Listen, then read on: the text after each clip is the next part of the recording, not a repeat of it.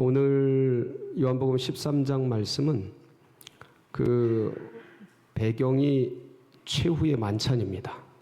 예수님께서 고난주간 금요일에 돌아가시잖아요.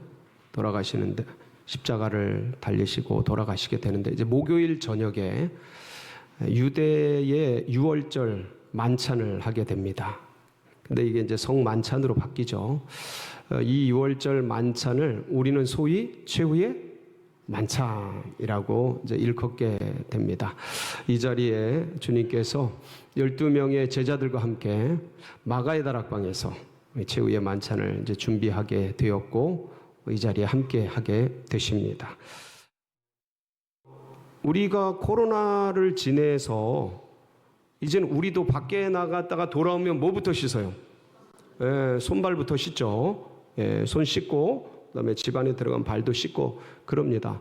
사실은 이 전통이 이렇게 완전히 전 국민화, 전 민족화 되게 된 것은 이 코로나라는 것이 굉장히 큰 영향력을 발휘했죠. 그 전에는 각자의 가문과 각자의 가정에서 알아서 하던 거에서 이제는 전 사회가 함께 하게 되는 국민 운동 같은 게 되었지 않습니까? 그리고 이제 그 문화가 되어서 이제 지금 습관이 되었는데 이 유대는요, 이스라엘은 이게 몇 천 년 전부터 진행해 오던 겁니다. 왜냐하면 이 이스라엘이라는 땅이 저 북부 헐몬산과 중남부 지역의 요단강 주변에 그 물기가 있는 곳 외에는 사실은 그 땅에 풀도 잘 많지를 않아요. 그러니까 전부 사막 기후고, 그리고 돌짝밭이고, 그리고 그라운드예요. 땅이에요. 흙길이에요.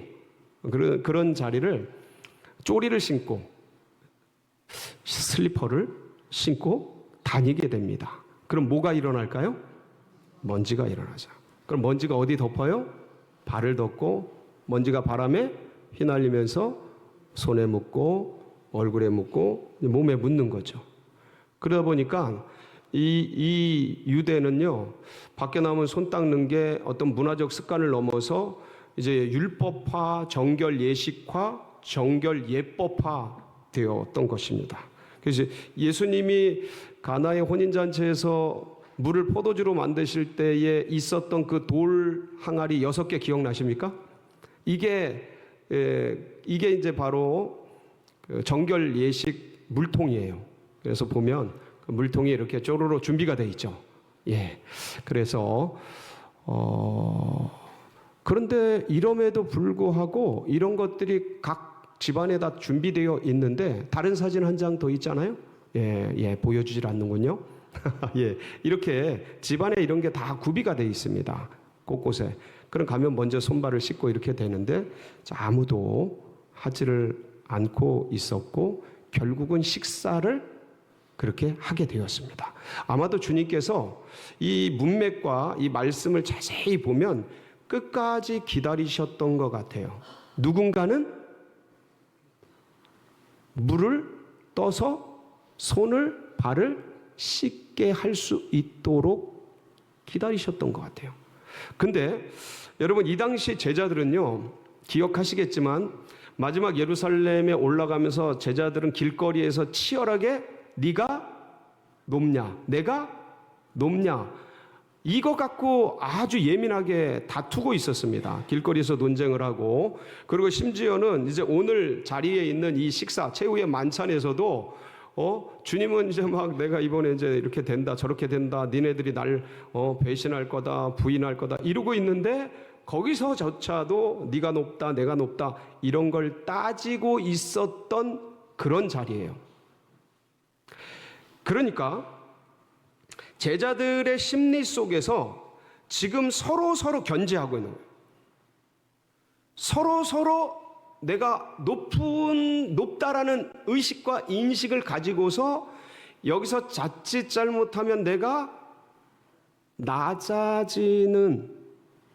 위치로 내려가는, 사람들 사이에 그렇게 인식이 될 수 있다는 생각을 가지고 있었던 거죠.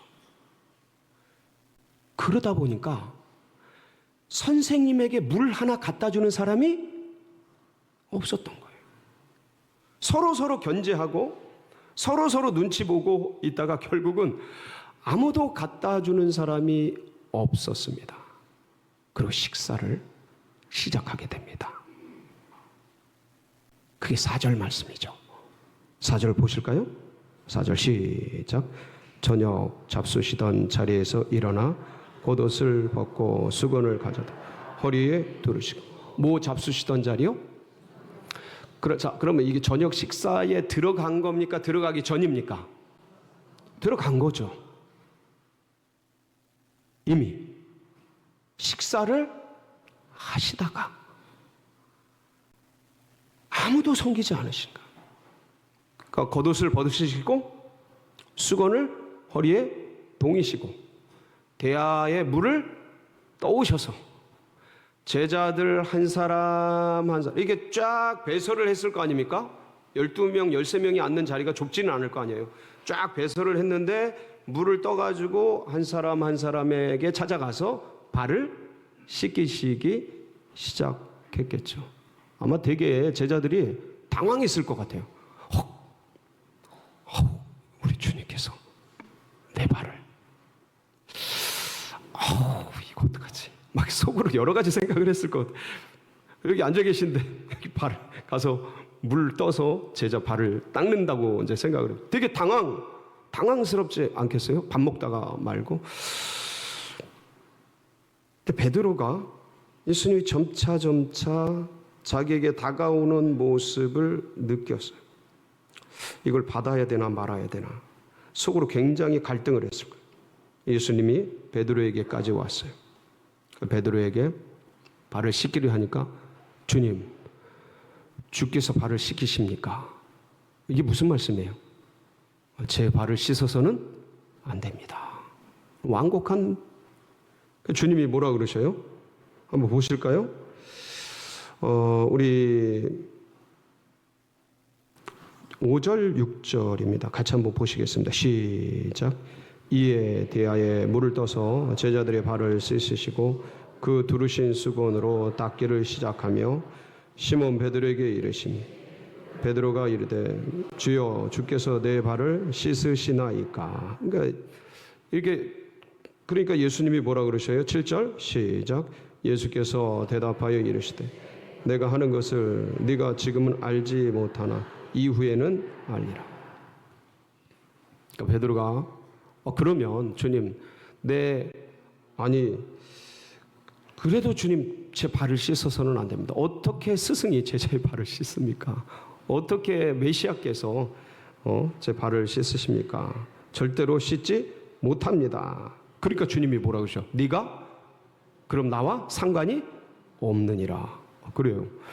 그 베드로가 되게 당황을 했겠죠. 아니 주님과 내가 상관이 없으면 안 되지. 그러면 제 발뿐만 아니라 손과 머리도 씻어 주십시오. 이건 뭐예요? 저를 목욕시켜 주십시오. 목욕시켜 주십시오. 그런 거예요. 그랬더니 주님이 이미 목욕한 자는 발밖에 씻을 필요가 없느니라.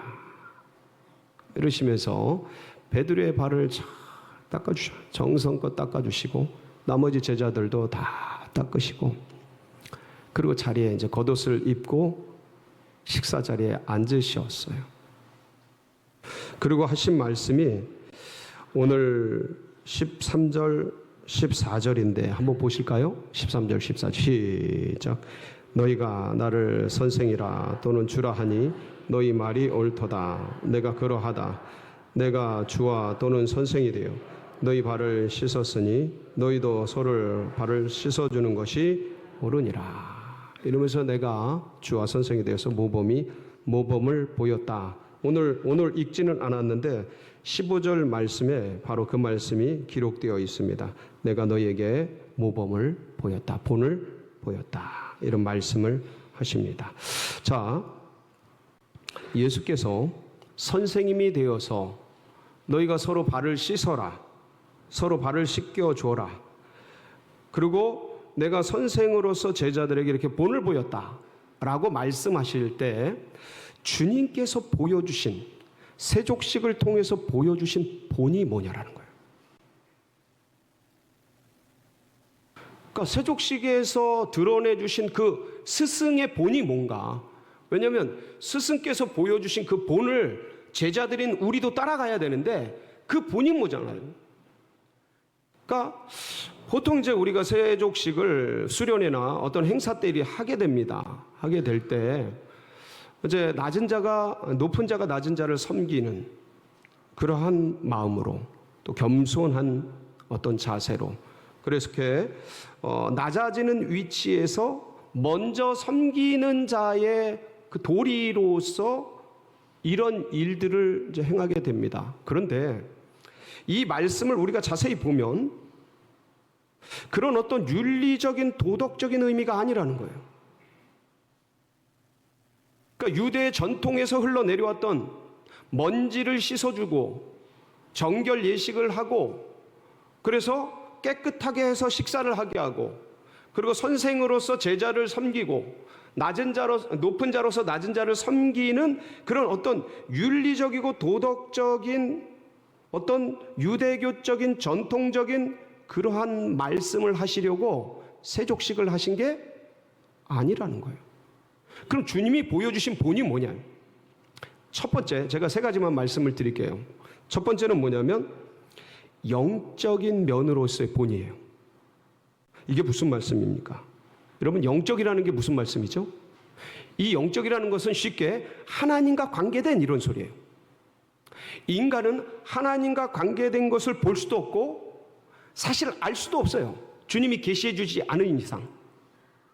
그러니까 인간이 영적인 세계를 본다는 것은 불가능하죠. 죄인된 인간이 의인된 거룩한 하나님의 세계를 안다는 것 자체가 불가능합니다. 그런데 제자들을 한번 보시면 이 제자들은 예수님이 세족식을 행하실 때 단지 발에 먼지를 닦는 유대교의 전통적인 예식으로 이해를 했어요. 밥 먹기 전에 늘 하던 정결 예법으로 이해를 한 거죠. 영적인 것으로, 영적인 의미로서 전혀 이해를 하지 못했어요. 간파를 하지 못한 거예요. 그런데 주님께서는 자세히 보시면 이 전통적인 물, 정결 예법의 이 물, 그리고 유대교의 전통을 가지고서 새로운 영적인 진리를 계시해 주고 계십니다. 알려주고 계시는 거죠. 무슨 말씀이냐면 비슷하게 환원시켜서 얘기를 하자면 유대교의 이 유월절 만찬을 가지고 이걸 가지고 성만찬화 시켰잖아요. 똑같은 개념이죠. 이 세족식, 그러니까 유대교의 정결 예식을 가지고 영적인 세계를 드러내는 거죠. 여러분, 그것을 알 수 있는 부분이 어디에 있습니까? 7절. 7절 한번 보실까요? 시작. 예수께서 대답하여 이르시되 내가 하는 것을 네가 지금은 알지 못하나 이후에는 알리라. 자, 여러분 보세요. 이게 만약 정결 예식이라면 이 정결 예식은 유대교에서 몇천 년 동안 흘러내려온 겁니다. 문화적으로 이미 다 익숙해 있는 거예요. 아무리 어부래도 아무리 가난한 사람이라도 이 정결 예식, 성전에 들어갈 때 손을 닦고 밥 먹기 전에 손을 닦고 발을 닦고 하는 이런 것들은 문화화돼 있고 체질화돼 있고 완전히 전통화돼 있어서 예법화돼 있어서 아무도 모르는 사람이 없어요. 근데 지금 뭐라 그러셔요? 내가 하는 것을 지금 네가 알지 못하나 이후에는 알리라. 그러니까 아무리 베드로가 무식하다 하더라도 정결 예법을 모를 리는 없는 거예요. 그렇다면 이건 정결 예법을 얘기하는 게 아니에요. 물로 발을 닦고 손을 닦고 먼지를 제거하라라는 그런 예법적인 정결식의 의미가 아닌 거죠. 그런 의미에서 주님께서 내가 하는 것을 네가 지금은 알지 못하나 언제는 알리라? 그 말씀을 좀 띄워주세요. 언제 알리라? 이후에는 알리라. 자, 그러면 제가 여쭙겠습니다. 이 문맥에서 예수님 말씀하신 이후는 언제일까요? 빙고. 누구셔요? 주의 축복이 있으라. 바로 그거예요. 십자가 이후죠. 그러니까 이거는 세족식 이후를 얘기하는 게 아니에요. 나중에 베드로와 제자들이 철이 들면 이런 소리가 아니에요. 세월이 흘러서 인생을 관조하고 인생이 무엇인지 알게 될 때 나이가 들어서 그런 의미가 아니에요. 이 의미는 이후에는 네가 알게 되리라 라는 이후는 바로 예수님께서 십자가를 지신 후를 말씀하고 있는 거죠. 자, 그러니까 예수님은 십자가를 통해 인류의 죄를 씻어주셨어요. 그러니까 그 십자가 이후에 제자들이 그때 최후의 만찬할 때 예수님께서 밥을 드시다가 말고 세족식을 통해서 우리 발을 씻어주셨는데 그 세족식의 물이 뭐였구나? 예수님의 피였구나. 주님께서 우리 발을 씻어주셨는데 인간의 발은 제일 지저분한 곳, 제일 허물 많은 곳, 제일 오염이 많이 되는 곳, 결국은 어떤 겁니까? 그 인간의 발은 인생의 인류의 죄죠. 죄와 허물이죠. 주님이 그 발을 물로 씻는 것은 인류의 죄와 허물을 예수의 피로 씻어주는 거예요. 그러니까 이 영적인 의미를 주님은 이 세족식을 통해서 제자들에게 먼저 알려주고 있는 거예요. 그러니까 이 뜻은 뭐예요? 세족식을 통해서 스승께서 가신 그 길이라는 게 뭐예요? 그러니까 다른 게 아니고 이와 같이 너희들도 가서 행하라는 이 말씀은 사람들의 영혼들의 뭐를 씻어주시라는 거예요? 죄를 씻어. 여러분, 이 영혼의 죄를 씻는 건 뭡니까? 예수 그리스도의 피. 그걸 줄여서 두 글자로 복음이라고 하죠. 이 복음을 가지고 죽어가는 영혼들, 죄악 중에 사라지는 그 영혼들의 발을 씻어 주거라. 내가 스승된 자로서 먼저 이 일을 했으니 너희들도 가서 이 일을 하라 라는 말씀이죠. 이게 영적인 계시예요. 이걸 모범을 보여주신 거예요. 두 번째는 뭐냐면,